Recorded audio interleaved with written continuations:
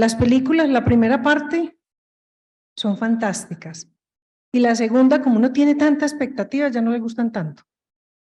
Entonces la expectativa mata. A ver, vamos a aclarar algo antes de empezar.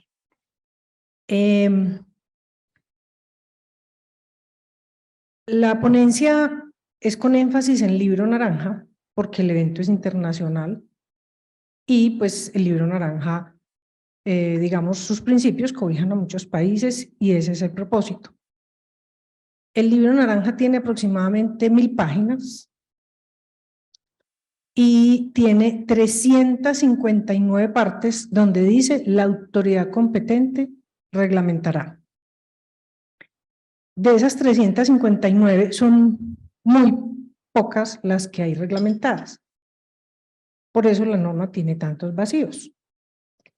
Entonces el hecho de que yo me pare aquí no quiere decir que vamos a llenar esos vacíos. Vamos a hablar, a referirnos a ellos. Hay muchas cosas que ya las estamos trabajando, que eso después ya de verdad alivia bastante. Pero bueno, nada, vamos a comenzar. Yo traje el computador porque es que hay unas partecitas que hay que leer y ahí queda como un poquito incómodo. Entonces, vale, vamos a comenzar. Como les digo, el énfasis es en el libro naranja, que es el nombre común, como se conocen las recomendaciones relativas al transporte de mercancías peligrosas. Naciones Unidas clasifica los peligros desde dos enfoques: el enfoque del transporte y el enfoque del lugar de trabajo. Cuando por allá en el 2005 yo me entero que existe otra clasificación de peligros, pues créanme que yo estaba absolutamente sorprendida de por qué si ya existía una, ¿para qué otra?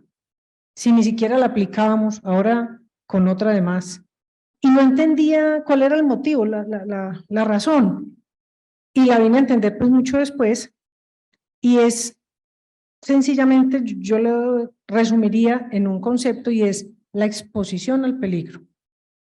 Los métodos de ensayo para clasificar una mercancía peligrosa para una operación de transporte son diferentes a los del lugar de trabajo. Porque en el camión la mercancía va allá atrás, empacada, embalada, bien organizadita, el conductor como tal no está expuesto. Pero en el lugar de trabajo la personita está todos los días allá empacando, embalando, expuesta al vapor, etcétera. Ese es el concepto diferenciado.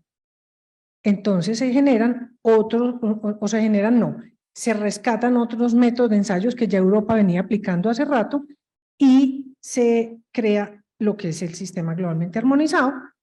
Este concepto de peligro no está anotado en ninguna parte, es como una percepción, que es una condición o característica que tiene el potencial de causar daño, eso de forma muy general.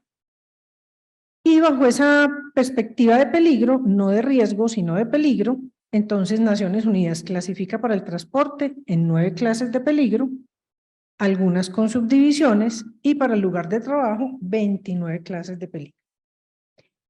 Existen 3 modos de transporte internacionales, que son el transporte terrestre, marítimo y aéreo. El terrestre pues ya ampliamente reglamentado por el Libro Naranja, el marítimo por el código IMDG y el aéreo por el IATA. Haciendo claridad, ¿no?, que la reglamentación modelo, que es el Libro Naranja, atañe a todos los modos de transporte y que los otros reglamentos modales, que son el aéreo y el marítimo, pues pueden aplicar otros requisitos por cuestiones operativas, pero digamos que el vademecum, la guía principal va a ser el Libro Naranja. Vamos entonces a hablar un poquito a profundidad sobre el Libro Naranja, en la medida pues que nos da el tiempo, dejando un tiempo para las preguntas de las 3 exposiciones. El libro naranja entonces se llama, su nombre técnico es Recomendaciones relativas al transporte de mercancías peligrosas. La reglamentación modelo la conforman los volúmenes 1 y 2 y se le adiciona un manual del que vamos a hablar un poquito que se llama Manual de Pruebas y Criterios. El contenido del libro naranja en sus 2 volúmenes entonces son 7 partes. La primera parte habla de unas disposiciones generales, definiciones, capacitación y entrenamiento. Vamos a hablar un poquitico de esto porque es bien importante. Mire que en todas las ponencias han hecho énfasis en la importancia que tiene la capacitación para el buen manejo de todo y esta pues no es la excepción. La parte 2 está detallado el tema de clasificación. La parte 3 está la lista de mercancías peligrosas, disposiciones especiales y excepciones, a la cual voy a hacer una referencia un poquito más amplia, porque pues cuando Diego estaba exponiendo, él decía que no sabemos clasificar los residuos y el problema es que no sabemos clasificar las mercancías ni las sustancias, desde nuevas, entonces el residuo menos. Entonces el problema, la raíz va de mucho atrás, el residuo es una consecuencia pues.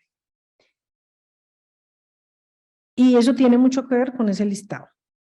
La parte 4, disposiciones relativas a los embalajes, envases y a las cisternas. La parte 5, procedimientos de expedición, que tiene que ver con documentos de transporte. Vamos a hablar también de esto bastantico. La parte 6, prescripciones relativas a la construcción y ensayo de embalajes, envases, recipientes intermedios para granel, grandes embalajes, envases, contenedores a granel para elementos múltiples y contenedores para graneles. Y la parte 7, disposiciones relativas a las operaciones de transporte. Sobre el manual de pruebas y criterios, entonces, está en su 7ª revisión. Se le hizo ya una primera enmienda. Este manual tiene más de 500 páginas y la enmienda tiene 47. ¿Qué contiene ese manual de pruebas y criterios? Contiene 5 partes. La primera parte, procedimientos de clasificación, métodos de prueba y criterios relativos a los explosivos, que es más o menos la mitad del libro. O sea que a favor para los que no manejamos explosivos. Parte 2, procedimientos de clasificación, métodos de prueba y criterios relativos a las sustancias de reacción espontánea, los peróxidos orgánicos y las sustancias polimerizantes. Es como una 4ª parte del libro. Estas sustancias tienen unos criterios de clasificación bastante complejos. El libro es generoso, pone hasta ejemplos de estudios, de estudios ya de clasificaciones donde le ponen, porque uno no entiende con el solo concepto, uno necesita ver el ejemplo. Sobre todo que es que estos libros son traducidos, no sé si con Google Traductor o con qué, pero hay partes que uno lee y no entiende. En serio, yo leo y digo, ¿pero qué estarán diciendo acá?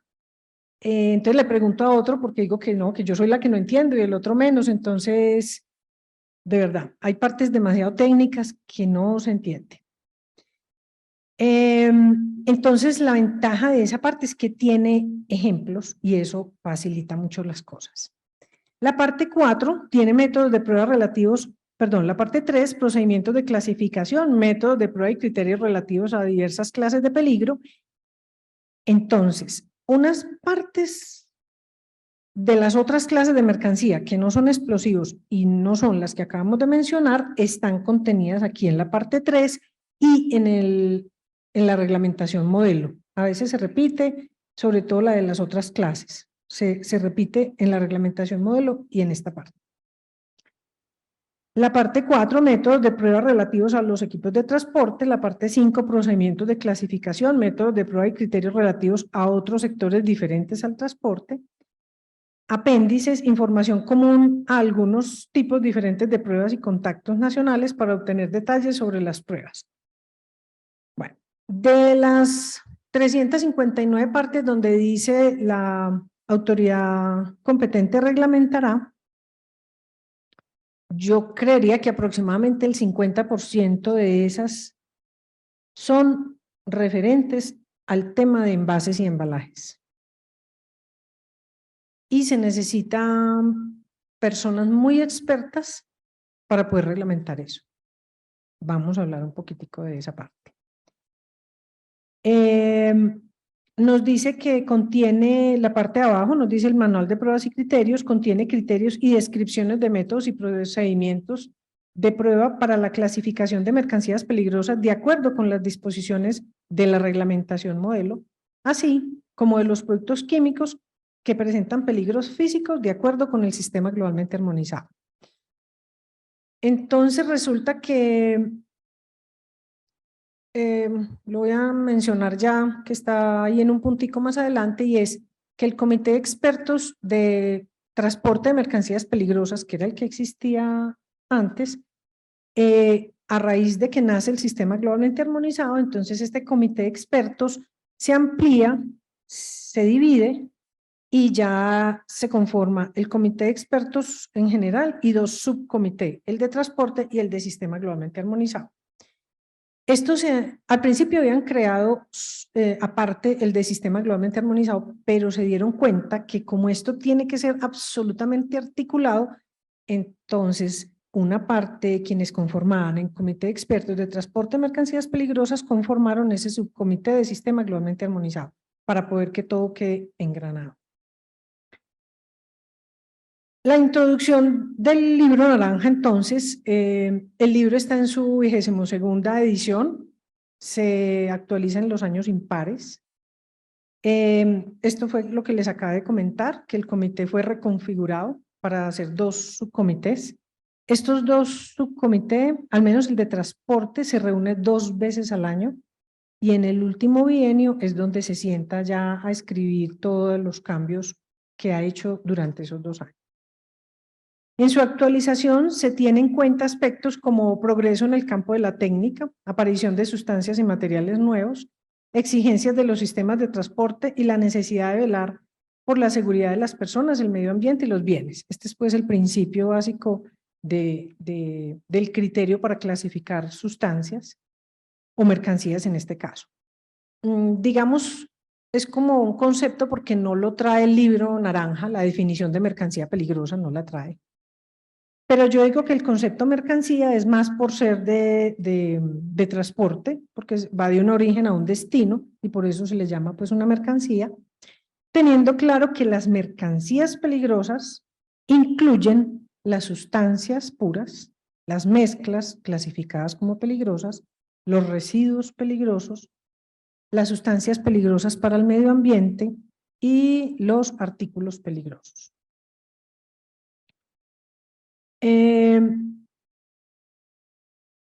Estas recomendaciones están destinadas a los gobiernos y organizaciones internacionales que se ocupan de la reglamentación del transporte de mercancías peligrosas. En alguna consulta al ministerio, un usuario nos consultaba que si podía adoptar el libro de la Comunidad Europea, de la ADR. Esa fue una consulta que hicieron y por allá hubo otra consulta de que si se podía seguir por los lineamientos del libro naranja. No, en cada país, como bien lo dice, son recomendaciones, no es una norma. Pues cada país lo tiene que adoptar mediante una norma. En Colombia está en el Decreto Único de Transporte 1079, en la sección 8, lo que era el antiguo Decreto 1609.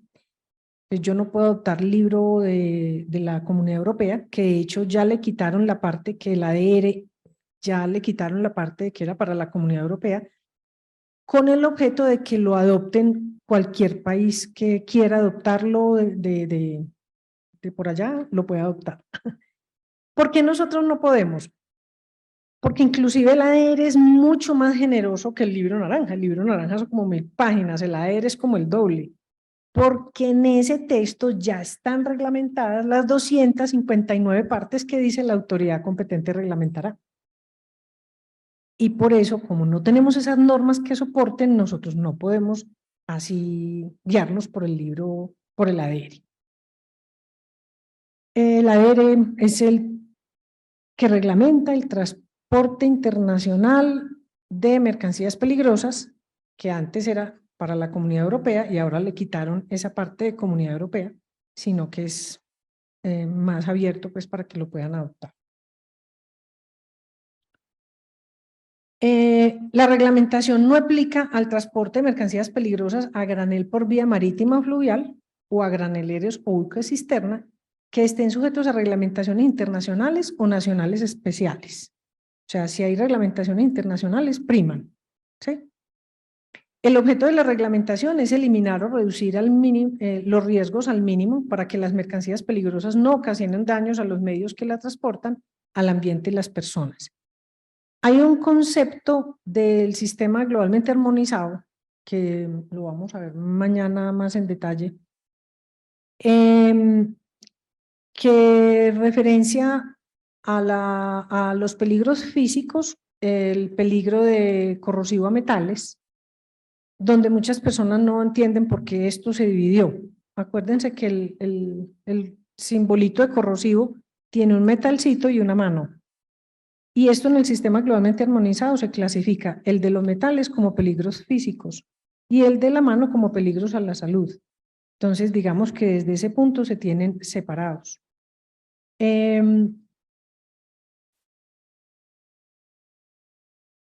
Entonces, digamos que en el sistema globalmente armonizado se tiene más marcado esa diferenciación de peligros físicos al medio ambiente y a la salud, mientras que en las 9 clases de mercancías peligrosas, el primer libro salió en 1956, o sea, esto está reglamentado desde hace mucho tiempo, digamos, la mayoría son peligros físicos, excepto toxicidad, que viene siendo los peligros agudos del sistema globalmente armonizado, o la corrosión e irritación cutánea del sistema globalmente armonizado.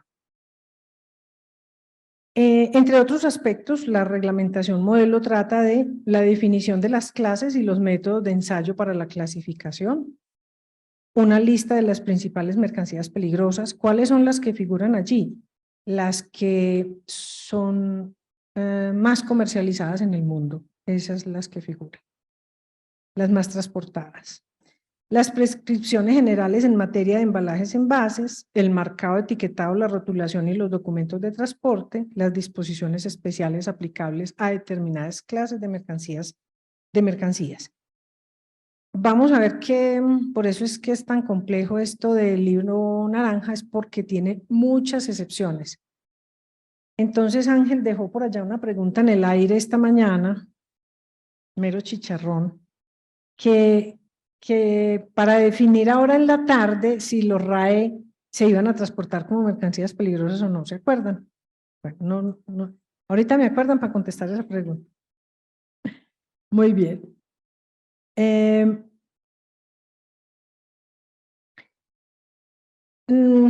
Esta es una pregunta muy recurrente y es que el orden de la enumeración de las clases no guarda relación con la magnitud de peligro. O sea, no se considera que la 1 es más peligrosa que la 2 y la 2 que la 3. No. No se generaron con ese criterio. La clasificación de las sustancias en la reglamentación modelo se basa en el examen de los datos presentados al comité por gobiernos, organizaciones intergubernamentales y otros organismos internacionales mediante el formulario modelo recomendado. Entonces, por allá en la figura 1 del libro naranja aparece el formulario, es como de 3 páginas. Esto usualmente lo hacen o agremiaciones o los estados, mandarlo a Naciones Unidas completamente diligenciado con todos los soportes de los métodos de ensayo y de todas las pruebas que se necesitan, físico-químicas, para poder que Naciones Unidas lo estudie y le asigne un número UN. Entonces, con base en eso es que se hace. Pero el hecho de que uno lo mande no es que ya le asignaron el UN, no. Hacen un análisis previo y consultas. En cuanto al manual de pruebas y criterios, que está en la revisión 7, contiene descripciones de los métodos de procedimientos de pruebas consideradas más útiles para que las autoridades competentes tengan la información necesaria a fin de poder clasificar adecuadamente las sustancias y objetos para el transporte. Aprovecho para hacerle publicidad a la clase 9, que es la que llaman ustedes allá la tienda donde venden de todo, que se llama sustancias y objetos peligrosos varios, porque es que dejamos por fuera los objetos peligrosos, que ahí es donde van a entrar muchos de los que vamos a hablar ahorita, y los objetos peligrosos entrarán en la clase 9. Listo. El manual no es esto es muy importante. El manual no es una formulación concisa de procedimientos de pruebas que permitan obtener sin errores una clasificación adecuada de los productos. Por lo tanto, el manual presupone competencia por parte de las autoridades que realicen las pruebas y deja en sus manos la responsabilidad de la clasificación. O sea, esto no es fijo, esto no es seguro, no. Son unos métodos de ensayo, tiene unos márgenes de unas desviaciones y ellos lo que hacen es, entonces, dar unos lineamientos y los países son los que definen si sí, si no. La autoridad competente está facultada para prescindir de algunas pruebas, variar los pormenores de ellas y, en caso justificado, exigir pruebas adicionales para conseguir una evaluación fiable y realista del peligro de un producto. Entonces, esto refuerza pues lo que les estoy comentando. El libro le llama desechos, nosotros en Colombia le damos el término de residuos. Dice, los desechos deben transportarse de conformidad con las prescripciones relativas a cada clase a la que haya de incluirse según sus peligros y de conformidad con los criterios expuestos en la reglamentación modelo. Los desechos que no estén sujetos a esta reglamentación, pero que estén regulados por el Convenio de Basilea, podrán transportarse como pertenecientes a la clase 9. Entonces, esta es una pregunta absolutamente recurrente y es cómo clasifico un residuo. Entonces, los residuos peligrosos son un universo gigante. Pero digamos en esencia, si yo tengo una gasolina que la usé para lavar piezas de mecánica, que es muy común ese residuo, entonces la gasolina ya no sirve para el propósito inicial, se convierte en residuo, la tengo que disponer. Esa gasolina se sigue transportando como gasolina, con el UN2SO3, con la clase de líquido inflamable. Si hice eso con el ácido sulfúrico para limpiar unas piezas, se seguirá transportando como ácido sulfúrico. Sí, a pesar de que ya forma parte del mundo de los residuos, sigue siendo de esa clase. Cuando se mezcla, pero la proporción de la mezcla tiene una sustancia que tiene un riesgo predominante, se puede clasificar con esa que tiene el riesgo predominante. El capítulo de clasificación tiene bastantes ejemplos para guiar sobre cómo se pueden ir clasificando estas sustancias. Y vamos a dar una idea ahí con este tema de los UN. Y los residuos que estén sujetos o regulados por el Convenio de Basilea, entonces se podrán transportar con el UN 3077 o 3082, nos dice por allá el libro naranja. A ver, es bueno que hagamos una aclaracióncita y es que hasta ahora las empresas que hacen uso del RNC, el Registro Nacional de Carga, para el caso de los residuos peligrosos, lo asocian directamente a una Y o a una A. Vamos a hacer un ajuste porque ahí estamos dejando un vacío en el transporte de mercancías peligrosas. Un requisito indispensable para transportar una mercancía peligrosa, primero, que esté clasificada en una de las 9 clases. 2, que se le asocie un UN. Entonces, cuando yo asocio el residuo a una Y, me salté la parte del UN. Entonces, ahí vamos a hacer un ajuste. Hay que asociarlo, el residuo, a un UN. En el caso de las sustancias peligrosas para el medio ambiente, entonces nos dice el libro naranja que muchas de las sustancias pertenecientes de la clase 1 a 9 se consideran peligrosas para el medio ambiente. No siempre se clasifica un etiquetado adicional, excepto para el transporte marítimo.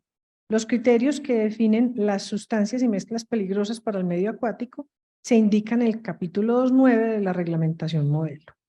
Fue lo que les dije esta mañana. Ya, es una sustancia peligrosa, es un contaminante. un camión de leche se cae al agua y contaminó el agua y la leche no se marca como peligrosa. Entonces, todo, absolutamente todo es contaminante, pero no todo se clasifica. A ver, hay unos conceptos para clasificar las sustancias que ya hay los criterios armonizados están contenidos en el libro naranja y en el sistema globalmente armonizado. Para el medio acuático se hacen pruebas de ensayo en crustáceos, en peces, en algas, en damnias, donde se mira la dosis letal o concentración letal media que se aplicara en los tóxicos, pero aquí se hacen unas variaciones para animales. Y digamos que el concepto es el mismo, se halla una dosis que es capaz de matar a la mitad de la población. O sea, hay que someter a ensayo la sustancia para poder yo decir que ya quedó como clasificada peligrosa para el medio ambiente. Porque fue otra de las consultas, varias consultas han hecho a ese respecto y es sobre esta clasificación. Y es de sustancias que no se consideran clasificadas como peligrosas, pero entonces el argumento es como lo que hablábamos esta mañana del aceite de cocina. Es que como eso contamina el agua, eso debe ser mercancía peligrosa. Esta consulta es muy recurrente con el tema de los aceites de motor, que por el hecho de que contaminan el agua son mercancías peligrosas. No, hay unos conceptos para clasificar una sustancia para el transporte. Y esos conceptos, si es desde el punto de vista de la inflamabilidad, para ser clasificado como líquido inflamable, se tienen que tener 2 pruebas de ensayo para poder saber si ese aceite, si eso no es mínima, se tienen que tener 2 pruebas y es punto de ebullición y punto de inflamación. Si el punto de ebullición es inferior o igual a 35 grados Celsius, se considera que la categoría de peligro es 1 o grupo de embalaje 1 para transporte, muy inflamable, muy peligrosa. Si el punto de ebullición es superior a 35 grados, pero el punto de inflamación es inferior a 23 grados Celsius, se considera el grupo de embalaje 2. Si el punto de ebullición es superior a 35 y el punto de inflamación está entre 23, superior o igual a 23 y menor o igual a 60, se considera el grupo de embalaje 3. Bajo peligro, llamémoslo así. Y por encima de 60 grados Celsius, para transporte no se considera como líquido inflamable, puede que tenga otros peligros, porque es que eso pasó, hicieron un operativo, pararon un vehículo cisterna que llevaba un aceite que tenía un punto de inflamación de 120 grados Celsius. Inmovilizaron el vehículo y se generó todo un suceso a partir de ahí, porque decían quienes hicieron el operativo que como sí que un aceite no era peligroso. Entonces, vamos al concepto. Hay que profundizar, mirar, analizar. El libro tiene muchas excepciones. Yo les pongo un ejemplo que es muy común ver en operaciones de control, por ejemplo, el carbón activado. El carbón activado hay 2 formas de hacerlo, química y física. Si el carbón activado se hace de una forma química, con sustancias químicas para poder que quede poroso, ese carbón activado queda clasificado como mercancía peligrosa. Pero si ese carbón activado se hace con un medio físico que es aire caliente, entonces no queda clasificado. Entonces, mire, la misma sustancia la vamos a ver como mercancía peligrosa y como mercancía no peligrosa. Entonces, el tema de verdad que es complejo. En el procedimiento de expedición nos dice el libro naranja que hay 3 criterios que se deben cumplir mínimos básicos, que es que la mercancía debe ir correctamente etiquetada, que la unidad debe ir debidamente rotulada y marcada y que exista un documento de transporte. Tanto en etiquetado como en rotulado habla de marcado y es porque vamos a ver que les voy a mostrar ahorita las marcas para que las distingamos bien y ya nos quede como claro el tema. Y en cuanto al documento de transporte, pues las empresas de servicio público hasta ahora, de una u otra forma, pues están entregando cierta información, pero no la que se necesita, entonces se está haciendo un ajuste importante ahí para que quede la información que realmente pide el libro naranja. Y pues necesitaríamos ver de qué forma vamos a extender ese cumplimiento para las empresas que no utilicen transporte público. Hasta ahora el decreto de Colombia dice que debe enviarse un reporte semestralmente sobre las mercancías movilizadas. Digamos que muchas empresas no lo están cumpliendo, entonces digamos que se va a hacer como, se está buscando la manera de hacer un ajuste de forma que se reduzca ese esfuerzo semestral de las empresas tener que hacerlo y que motive a quienes no lo hacen a que hagan un registro. En cuanto al etiquetado, dice que la finalidad de una etiqueta es hacer que las mercancías peligrosas sean fácilmente reconocibles a distancia por el aspecto general, el símbolo, el color, la forma de la etiqueta. Y que de alguna medida, pues con los colores también se tenga una orientación útil para manipulación, estiva y segregación. Entonces vemos que las etiquetas de transporte tienen diversos colores, formas, etcétera, mientras que las del sistema globalmente armonizado son más parecidas, pero se pretende es de que de verdad, que si yo veo un rombo azul, un rótulo azul en una unidad de transporte, pues el que está asociado con el tema inmediatamente lo asocia, es un sólido inflamable al contacto con agua.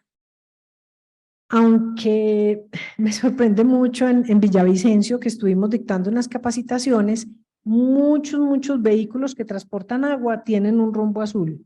Entonces, en una emergencia, yo confundiría. Y se dice que no se deben colocar esta serie de señales que dificulten o creen confusión. Aquí voy a mencionarlo solo por encimita. Yo me imagino que mañana pues se va a trabajar más a profundidad, pero como le implica transporte, como hacerles ese comentario de que las etiquetas de transporte y sistema globalmente armonizado se van a combinar para transporte. El sistema globalmente armonizado no viene a reemplazar, vienen a combinarse. ¿Y cómo se van a combinar? Por el embalaje en el que vengan contenidas. Vamos a ver que existe un embalaje interior, que es el que va a ir dentro de una caja. La caja haría las veces de embalaje envase exterior y estos en conjunto se llaman entonces un embalaje envase combinado, mientras que un bidón de 55 galones pues se va a llamar un embalaje envase simple. Ahí vale la pena rescatar los nombres técnicos de los envases. Todas las empresas y las autoridades y todos los gobiernos debiésemos llamar los envases por su nombre, porque todo esto tiene consecuencias en la respuesta a emergencias. En una emergencia dice, venga, ¿y qué fue lo que se derramó? No, es que se derramó una pimpina de ácido sulfúrico. Y pimpina le dicen en todos los departamentos de Colombia a un envase distinto. Entonces no quedamos en las mismas de qué fue. Vamos a llamar a los envases por el nombre técnico para que nos pongamos de acuerdo, para que las personas entiendan los documentos que están saliendo. Entonces hablamos ahí de embalajes envases combinados, embalajes envases simples. ¿Cómo va a ser esa diferenciación? El embalaje envase simple interior va a llevar sistema globalmente armonizado, mientras que el embalaje envase exterior va a llevar transporte y el embalaje envase simple va a llevar los dos. Entonces alguien dirá, pero venga, es que mire que esta no tiene figuritas, vea, acá las tenían y aquí ya no las tiene. Porque entonces como Naciones Unidas está pensando en el bolsillo de las empresas, entonces tiene una premisa de que no se repitan los pictogramas porque estos son obligatorios y priman, ¿cierto? Para el transporte. Entonces, como ya están aquí declarados los peligros, no es necesario que figuren en la etiqueta de sistema globalmente armonizado. Pero bueno, esto es muy largo, este tema de etiquetado, pero era solo pues como por darles una partecita ahí como para que se entienda la profundidad del tema. En cuanto a la parte 1 del libro Púrpura, nos habla del alcance de aplicación y ojalá todos adoptáramos esta premisa, y es que nadie podrá presentar ni aceptar para el transporte de mercancías peligrosas que no estén correctamente clasificadas, embaladas, envasadas, marcadas, etiquetadas, rotuladas, descritas y certificadas en un documento de transporte y que no se hallen, por lo demás, en las condiciones de transporte prescritas por la reglamentación. Esa debe ser la premisa de toda empresa, generadora de carga, empresa de transporte, etc. En cuanto a excepciones relativas de las mercancías peligrosas embaladas, envasadas en cantidades limitadas. Esta es una consulta recurrente. La gente ha visto y ha aprendido que en la columna 7A de la lista de mercancías peligrosas del capítulo 3.2 hay una columna que dice cantidades limitadas. Entonces a veces en operativos de control dice, no, es que ahí dice que yo puedo llevar esto sin cumplir con nada. No. Aclaramos, no es que no tenga que cumplir con nada, es que se exceptúa parte del cumplimiento de toda la reglamentación, pero no es que no tiene que cumplir con nada. Una vez un vehículo, una consulta fue así, que si podía llevar todo el camión con cantidades limitadas y exceptuadas. Entonces, bueno, algunas mercancías peligrosas embaladas, envasadas en cantidades limitadas están exentas de determinados requisitos de la presente reglamentación modelo en las condiciones que se fijan en el tal capítulo. Entonces, dice condiciones, no todas, no es que va a cumplir, no es que se le exime de todo. Traté de ser muy precisa, que me molestan mucho los textos en las presentaciones, pero es que aquí se trata de que si yo pongo solo un título, interpreto lo que yo quiero y aquí no se puede interpretar, se necesita que usted lea para que tenga claro. Es que explicar normas es muy complejo, porque cuando yo la resumo, yo ya di la estoy poniendo bajo mi criterio, ¿cierto? Bueno. En cuanto a las disposiciones de la reglamentación, no se aplica al transporte de ¿qué? Las mercancías peligrosas necesarias para la propulsión del medio de transporte o para el funcionamiento de su equipo estabilizado durante el transporte, por ejemplo, unidades de refrigeración o que son necesarias de conformidad con los reglamentos de explotación, por ejemplo, extintores, porque es que mucha gente dice, y entonces, ¿por qué es que no marcamos los carros los carros tienen baterías y tienen gasolina y tienen un extintor? Entonces, ¿por qué no le ponemos todos esos rótulos? Pues a los carros particulares, por esta parte, porque se necesitan para propulsión, es como una ambulancia. La ambulancia no tiene que llevar el símbolo de que lleva oxígeno, porque es parte del equipamiento de una ambulancia. ¿A quién no le aplica tampoco? Las mercancías peligrosas embaladas, envasadas por venta al por menor, que serán transportadas por particulares para su propio uso. Se me va a acabar la batería y me voy a quedar aquí ciega.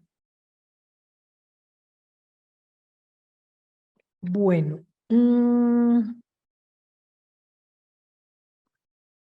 No está ahí. Lo dejé en la otra maleta. Perdón. Bueno, me tocará leer, es que está por allá hay un pronto, pero, el telepronto, el de pronto. Muy bien. Esta parte no está específicamente reglamentada en cantidades, que es para su propio uso. Lo que sí está claro es que las mercancías, esta es la base para justificar por qué nosotros en el mercado compramos en el supermercado los plaguicidas, compramos el ambientador y esos son se consideran pues productos de consumo que no les aplica esta parte de transporte de mercancías peligrosas, ya que hubo un caso donde se impartió un comparendo a una persona que llevaba cositas de eso. Muy bien. Mercancías peligrosas cuyo transporte se prohíbe. Queda prohibido el transporte de las sustancias y objetos que, en el estado en que se presentan para el transporte, que puedan explotar, reaccionar peligrosamente, producir una llama o un desprendimiento peligroso de calor o una emisión de gases o vapores tóxicos, corrosivos o inflamables en las condiciones normales de transportes. Entonces uno lee esto y dice, pero pues si esas son... perdón. Pero uno lee eso y dice, pero si esas son las 9 clases de mercancías peligrosas, entonces, ¿qué me haría diferencia a mí para poder decir que eso no va a pasar con mi mercancía? El envase. La seguridad del envase es lo que va a hacer que eso no pase. Ojo, que con el envase incluyo la tapa. La seguridad en la tapa es muy importante. ¿Cómo es posible que transportan mercancías peligrosas que son absolutamente volátiles con unas tapas de 2 vuelticas. Pues entonces con esas 2 vuelticas usted todo el tiempo le va a oler a la sustancia y dice, ¿por qué huele si no se está derramando? Pues porque los vapores están saliendo por las 2 vuelticas y es una atmósfera que está posiblemente inflamable, ¿sí? Entonces la tapa es muy importante para la seguridad de los envases. Nos dice en cuanto a la capacitación, tema muy importante que debiésemos hacer todos muy juiciosos, y es que los empleados recibirán formación antes de asumir responsabilidades. Lo ideal es que se entrene una persona antes de que empiece a ejecutar su labor. ¿Quiénes? Los que clasifican mercancías, las envasan, las envasan o embalan, las marcan, las etiquetan, preparan la documentación, los que las mueven, los que las rotulan, los que efectúan operaciones de carga o que de algún otro modo intervienen directamente en el transporte de mercancías peligrosas. ¿Qué temas deben recibir según el libro? Y cada país lo adopta además con otros temas. El tema son clases de mercancías peligrosas, etiquetado, marcado, rotulado, embalaje, envase, estiva, segregación, compatibilidad, el propósito y contenido del documento de transporte y de las medidas de emergencia. Y por allá en otra parte, capítulo grande, dice que toda persona debe recibir formación en el libro naranja. Y dice que la información se debe impartir y verificar. Lo que pasa es que es la fácil. Ya en las empresas le ponen al señor que entra a trabajar un video de 5 minutos y firme aquí, y cuando vienen, vea, yo ya los capacité. Pero ese señor no entendió nada. Él puso el video y se puso a mirar el celular y hacemos lo que hacemos, ¿cierto? Entonces no, ahí no estamos viendo, pero sí firmó, ¿cierto? Bueno. Las 9 clases de mercancías peligrosas, que con sus divisiones pasan a ser, está la clase 1 que son explosivos, la clase 2 que corresponde a gases, la división 2.1 gases inflamables, la división 2.2 gases no inflamables no tóxicos, la división 2.3 gases tóxicos. La clase 3 líquidos inflamables, la 4 clase sólidos inflamables con 3 divisiones, la 4.1 sólidos por fricción, la 4.2 sólidos de combustión espontánea, la 4.3 sólidos inflamables al contacto con agua emiten gases inflamables. Esta clase 4 es muy amplia, que en el sistema globalmente armonizado pasa como a ser 6 clases de peligro. Aquí pues está muy resumida. La clase 5, que corresponde la división 5.1 a sustancias comburentes y la división 5.2 a peróxidos orgánicos. La clase 6, que tiene 2 divisiones, la 6.1 a sustancias tóxicas, la 6.2 a sustancias infecciosas. La clase 7, que corresponde a sustancias radiactivas. La clase 8, sustancias corrosivas. Y la clase 9, ¿cómo es que llama? ¿Qué es eso? Así no se llama. Sustancias y objetos peligrosos varios. Acuérdense que vamos a hablar muy elegantes a partir de ahora. Vamos a hacer de este seminario hablando así todo elegante. Muy bien, estas que ven ustedes acá son las marcas que nos habla siempre: el envase etiquetado y marcado, las unidades de transporte marcadas y rotuladas. Estas son las marcas. La marca de peligro al medio ambiente, la marca de cantidades limitadas, estas son por vía aérea, las cantidades, cantidades exceptuadas, las flechas de orientación cuando se transportan líquidos, los aparatos que contienen baterías de litio instalados y cuando se transportan sustancias peligrosas a altas temperaturas. En la parte 3, que está la lista de mercancías peligrosas, aquí quiero hacer una acotación. Cuando en la sección 14 de la ficha de datos de seguridad dice designación oficial de transporte, que la mayoría de la gente le pone la siglita DOT, entonces muchas personas la confunden con que esas son las siglas del Departamento de Transporte de los Estados Unidos. No, ese DOT se refiere a designación oficial de transporte, pues ahí en esa sección. ¿Y a qué se refiere? Se refiere a la columna 2 del libro, del listado de mercancías peligrosas del libro naranja, que es la que da el nombre y descripción de la sustancia. Entonces, en la sección 1 de la ficha de datos de seguridad, la sustancia se llama gramoline, es peligrosa. ¿Y eso qué peligro tiene? No sabemos, porque gramoline es el nombre que comercial, el de fantasía, el de venta. Pero cuando vamos a la sección 14 nos dice que es acetato de isobutilo. Esa sería la descripción oficial de transporte. Entonces, tenemos la primera columna correspondiente al número UN de Naciones Unidas de 4 dígitos. La sigla UIN no es necesaria en la placa naranja de los vehículos. Esa placa en el mundo es para eso, así que no es necesaria la U y la N. El número debe ser de mínimo 6.5 de alto, mínimo. La idea es que sea grande, generoso, y así como la etiqueta tiene el propósito de que se vea a gran distancia, esa es la idea de la placa UN, que en una emergencia, uno como respondiente con unos binóculos vea así grande ese UN para poder decir, esa es la sustancia más peligrosa que está transportando ese vehículo, y así uno se equipa y con base en eso prepara una respuesta a la emergencia más eficiente. En la columna 2 está el nombre y descripción, donde está el listado de las mercancías. Entonces, hay aproximadamente 3.500 UN. Si quieren, los cuentan y me cuentan. Hay aproximadamente 3.500. ¿Cuáles sustancias puras? Pues muy poquitas, las de la tabla periódica y otro poquito de sustancias puras. El resto, ¿qué son? Mezclas o grupos o familias o genéricos. Entonces, hay UNs bien definidos, hay para grupos, familias y UNs genéricos. En la columna 3 está la clase a la que pertenece esa sustancia, y en la columna 4 el peligro o riesgo el peligro secundario.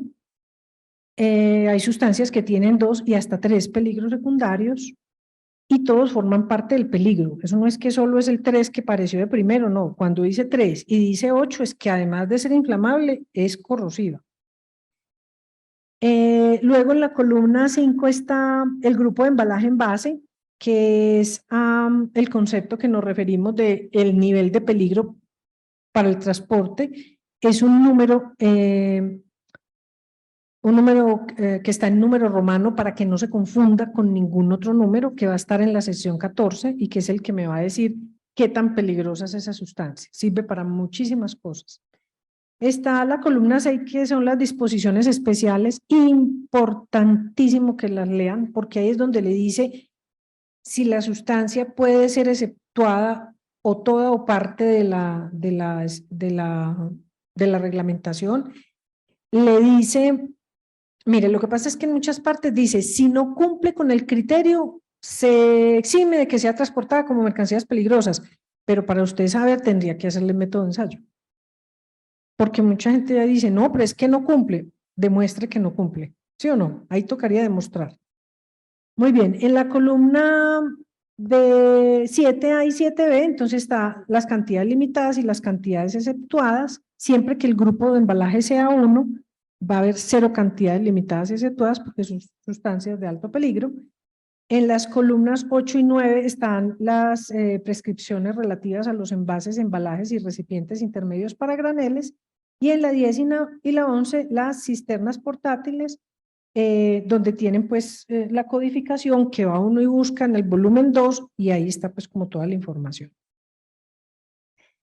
En cuanto al apéndice A, demasiado importante para que las empresas generadoras de carga o que generadoras no, para las fabricantes de sustancias peligrosas la tengan en cuenta, y es que desde allí uno, a ver, si la sustancia aparece por su nombre en la lista, se llama acetona, yo voy y busco en la lista que vamos a ver a continuación del apéndice B, están todas por orden alfabético.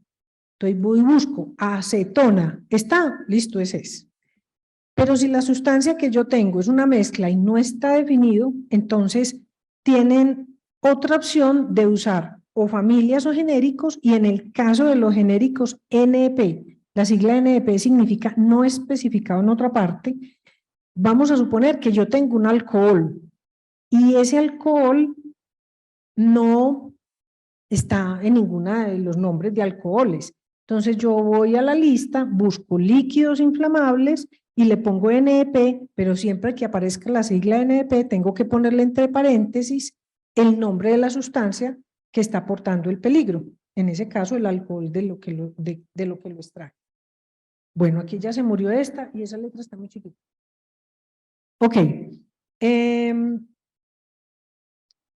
Pero también quiero pues que quede un espacio suficiente para las preguntas pues de todos.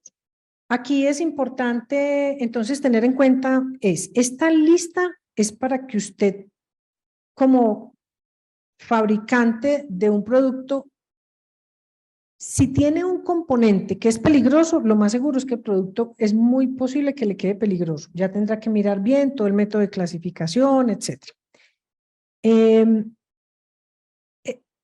No podemos decir que una sustancia que sea peligrosa para el sistema globalmente armonizado va a ser clasificada como peligrosa para transporte. No. Una sustancia que sea clasificada como SGA, como nociva, como sensibilizante respiratorio, no se va a transportar como mercancía peligrosa. Entonces, lo que hay que entender es eso, que son conceptos y criterios de clasificación diferentes. Esta es la otra listado que está en el índice alfabético de sustancias y objetos, entonces ahí los van a encontrar por orden alfabético. Entonces ahí es donde yo voy y busco primero para ver si esa sustancia sí aparece por el nombre. O si hay un genérico que la defina, por ejemplo dice sustancia corrosiva, orgánica, no sé qué, entonces yo voy y busco la que más se ajuste, eso es la que debo elegir. Pero es importante que tengan pues en cuenta ese listado. Ay, gracias. Bueno, la verdad que es difícil en corto tiempo pues como hablar de un texto que es técnico y amplio, pero bueno, espero pues como haber dejado al menos una basecita o no sé si generado más dudas, no sé. Bueno, enseguida pues con las preguntas miramos. Muchas gracias a ustedes por su atención.